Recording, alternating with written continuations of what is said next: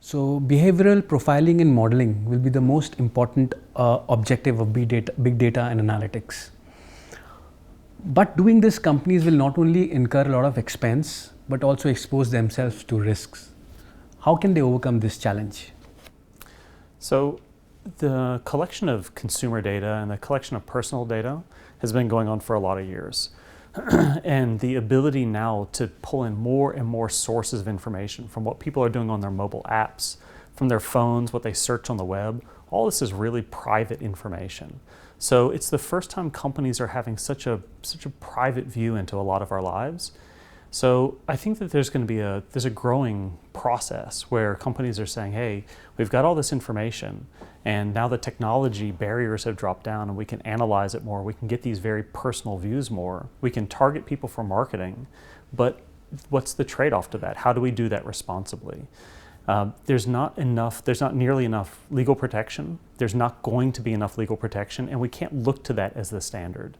So I like to think of it as the way that we define ourselves as being good people or not good people is not by the legal standard, right? It's not if we're breaking the law, it's if we're behaving in a responsible way, and if we're doing the best that we can. So I think where companies really have the opportunity to step forward and to do this responsibly is to be very open with their customers and say, this is how we're collecting the data, and yes, we're using this to personalize services for you, but you have some control over whether we can use it for this purpose or for this other purpose.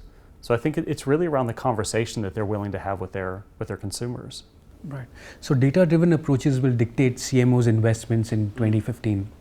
So do you feel CMOs will increasingly encroach upon a CIO's turf, given that they are increasingly leveraging technology? Yeah, it's kind of a funny question. I don't look at it as encroaching on turf.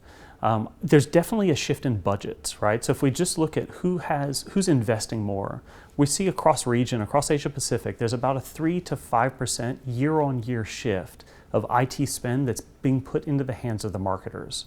That's pretty big, right? And so if you multiply that out over a few years, that's a big move in the power. Now, but where I don't see it as an encroachment on turf is that the marketers are very much looking towards having their own ownership of the customer relationship. But IT is very important still on legal compliance, on understanding data quality, on understanding getting the right systems in place for availability. So I think that there will be a shift over the marketing group having more IT ownership, but I don't think it's necessarily taking away from IT. I think IT just will refocus on the sorts of things that they're responsible for. What are your thoughts on shadow IT? Shadow IT is, it's kind of a funny name, right? So shadow IT implies something that's hiding. And the reality is shadow IT, all that comes from is people's needs aren't being met, so they're just doing it on their own. So traditional IT has really been great over a lot of years at saying, we're going to manage IT systems and we'll do everything centrally. But now you've got new competitors that are coming in from overseas. You have new consumers that you're trying to target in different markets. The other groups need to take some ownership of IT. And so I think shadow IT is the future.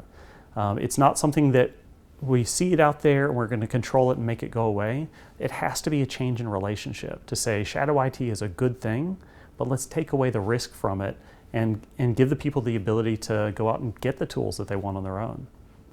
Well, the barriers to enter new markets are dropping.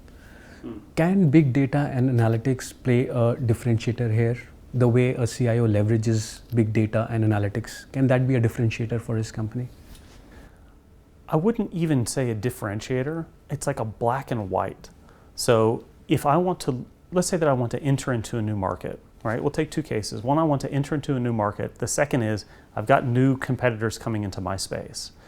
If I want to enter into a new market and I understand more about the consumers that are there, I can measure things like behavioral patterns.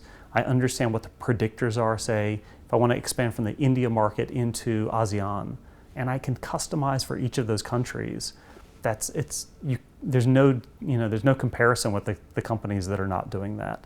So I think it's a black and white very much. Now, what's an interesting one is where new competitors are entering the market, and what you talk about where you've got this lower barrier of entry. cloud services, ability to collect data remotely, ability to have a consumer conversation remotely, social media, that really changes the competitive landscape. So I think the local companies that are saying, I'm not sure, I'm going to sit back and I'm going to wait, I think they're very much relegated, right? And they're just it's just a matter of time before they become irrelevant or they're forced to change. So what are some of the best practices that a CIO should adopt when it comes to big data and analytics? So there's a lot of things that we see that are investments that are made, policy changes that are made that really are, I would say, the game changers for organizations. I would kind of take it more by industry rather than a single playbook. And if we look at something like the financial services industry, they prosper based on the high margin products. So to say, yeah, we have to have branches, yes, we have to have things like deposit accounts, but it's really low margin business. So if the CIO is saying, are we making sure that we're not losing business to the fintech companies, right? And we're protecting our payments business, we're protecting our loans business, we're protecting our financing business. I think the CIOs that are really lined up with what are the core parts of the business to grow, that's really where they're going to get their biggest lift and their biggest gains. Mm-hmm. So what's your outlook for India when it comes to big data analytics? I think the market's huge. If we look at the numbers and the growth rates for investments, India is already outpacing Asia Pacific on a larger basis. So I think that there's a lot of education that has happened over the past several years around the value. A pretty interesting shift. India has been very much an infrastructure-led country when it comes to IT investments. And where analytics is starting to change that is more and more investment is moving into the software space. So I think where you're really going to see opportunity within the India market.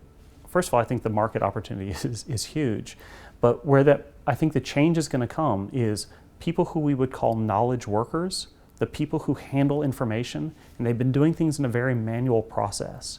As those people get a chance to look at more information and to make better decisions or to automate business, I think the market here can really take off.